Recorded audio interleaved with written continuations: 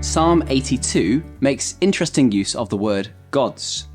For this to make any sense, it's helpful just to have a little look at the Hebrew behind our English translation.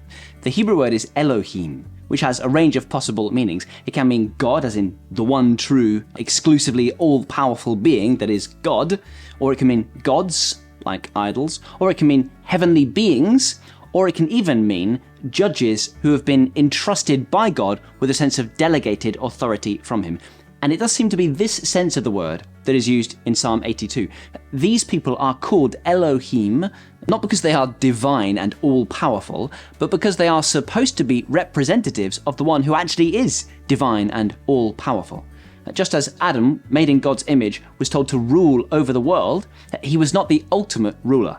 And so the same in Psalm 82. They are rulers of a sort, but they have failed dramatically to live up to the high calling they have been given, to judge fairly and to rule honorably in a way that points people back to the living God. And so we read, God presides in the great assembly. He renders judgment among the gods. The imagery here is that of a courtroom, and we find ourselves as witnesses to a sort of cosmic trial. This is what he says from verse 2. How long will you defend the unjust and show partiality to the wicked?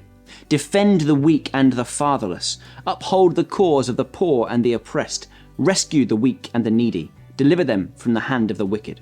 So God here brings his charge against the leaders. They have failed in their most basic duty to do justice, to defend the vulnerable and oppose the inexcusable evils of the wicked. Instead, these leaders, these judges, have protected the powerful and left the vulnerable exposed. Notice that God doesn't merely tell them off, he calls them to change, do better. See the verbs in verse 3. Defend, uphold, rescue, deliver. You see that God's heart is particularly drawn towards those who are weak, fatherless, oppressed, and needy. These people who cannot pay for political favors. They cannot afford to financially finagle the system.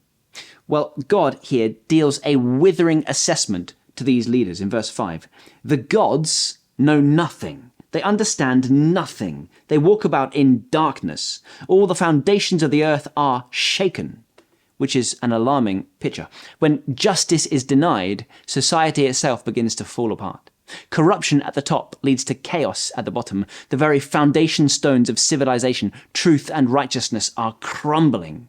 Still, these powerful people do not have the final word. From verse 6 we read, I said, you are gods, you are all sons of the Most High, but you will die like mere mortals. You will fall like every other ruler. See how far these people fall. God tells us here that he had given these leaders a status that could almost be described as divine, not in the sense that they are literal deity, but in the sense that they are God's representatives on earth, ruling with a delegated authority, speaking with real responsibility. They are supposed to be images of God. But with such an extraordinary position given to them, they failed in their calling, and so God pronounces a sentence upon them and strips away all of their pretensions to permanent power. God says, you will die like mere mortals. You will fall like every other ruler. No matter how secure these rulers felt about their positions, no matter how permanent their power may have seemed in their own eyes, God has passed the sentence upon them. And no amount of authority and no amount of money can change what God has declared. This is a moment to reflect, I think, on the fact that all human authority is temporary and accountable to God. The very mightiest rulers, the wealthiest elites, the most powerful politicians, they are all subject to the same mortality. They will be stripped of every earthly gift they were given and be called to stand before God to give an account for how they used the blessings that he bestowed. And so there is something really satisfying about this, to know that the evil rulers, like those in Psalm 82, will not get away with it forever. And there's something really sobering as well, because if we are honest, there are ways in which we have all been blessed with the measure of power and authority, and we haven't always used it sinlessly or selflessly. The psalm closes, Rise up, O God, judge the earth for all the nations and your inheritance.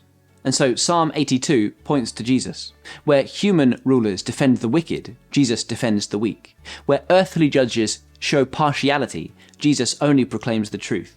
They neglect the fatherless and the poor. Jesus draws in the vulnerable and brokenhearted. He gives them a Father in heaven and an eternal hope, which makes the wealth of this world pale in comparison.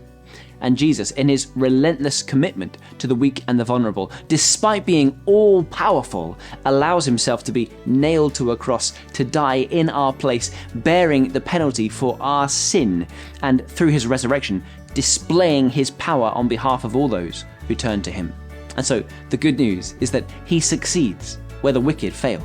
He leads perfectly, he judges righteously, he saves eternally, and now he calls us not just to trust him, but to follow him and live like him as best as we can in this world, to tell the truth, to defend the weak, to serve the poor, and to call others to come with all of their failure to the King of all kings and be saved by his eternal strength.